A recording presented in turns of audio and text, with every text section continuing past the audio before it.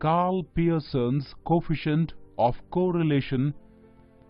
In this module, you will learn how to calculate Karl Pearson's coefficient of correlation in case of direct and shortcut method. Under the direct method, Karl Pearson's coefficient of correlation can be calculated by applying following formula. R is equal to sigma xy upon under root of sigma x square into sigma y square. Let's calculate Karl Pearson's coefficient of correlation using the direct method. 10 students of a class secured the following marks in accountancy and economics. Calculate coefficient of correlation between the marks obtained in accountancy and economics. The direct method of calculating correlation. Keep the following steps in mind to calculate correlation by the direct method. Take marks obtained in accountancy as X and marks obtained in economics as Y. Sum of X is taken as sigma X. Take deviation X by applying X minus X bar.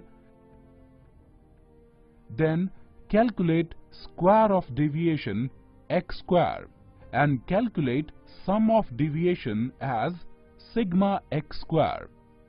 Take deviation Y by applying Y minus Y bar.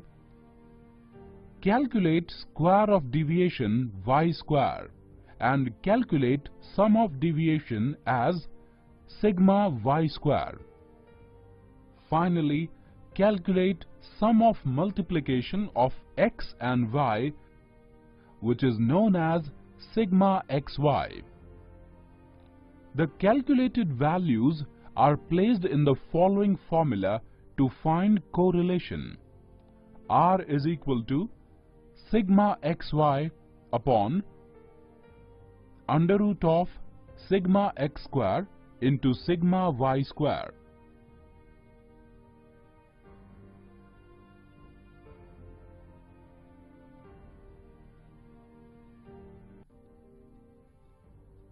The answer to the problem is minus 0.65.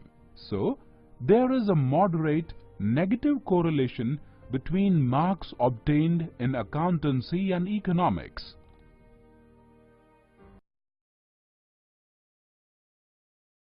The shortcut method of calculating correlation. The following steps are followed under the shortcut method to calculate correlation. Any item from X and Y series is selected as assumed mean. Generally, the middle item of the series is preferred as the assumed mean, denoted by A. Deviation of all items of both series are taken from the assumed mean A by applying the following formula. dx or deviation from X is equal to X minus A.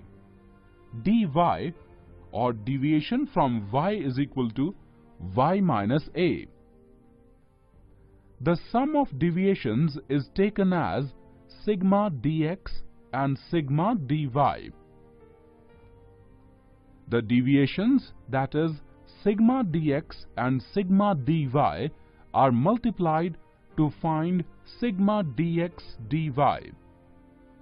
The square of the deviations dx square and dy square are added to find sigma dx square and sigma dy square. Finally, the following formula is applied to find correlation. R is equal to sigma dx dy minus sigma dx into sigma dy whole upon n, whole upon under root of sigma dx square minus sigma dx whole square upon n into under root of sigma dy square minus sigma dy whole square upon n.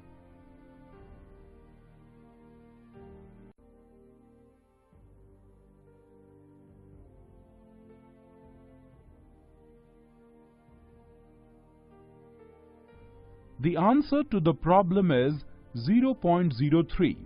So, there is a low degree of positive correlation between x and y.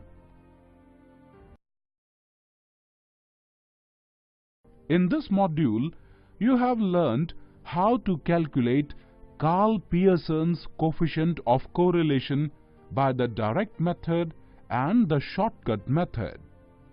The formula used for the direct method is R is equal to sigma xy upon under root of sigma x square into sigma y square.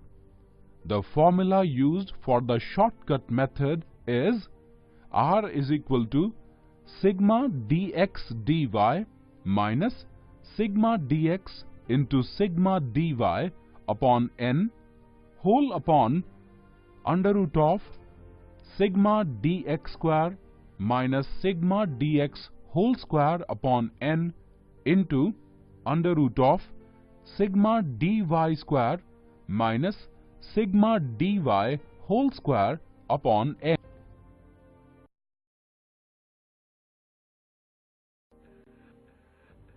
The calculation process under this method is very time consuming. Also, it presumes existence of a linear relationship between variables. The value of coefficient of correlation is affected by extreme items and is often misinterpreted. Spearman's rank difference method was developed by a British psychologist, Professor Charles Spearman, in 1904. This method is based on rank values of variables.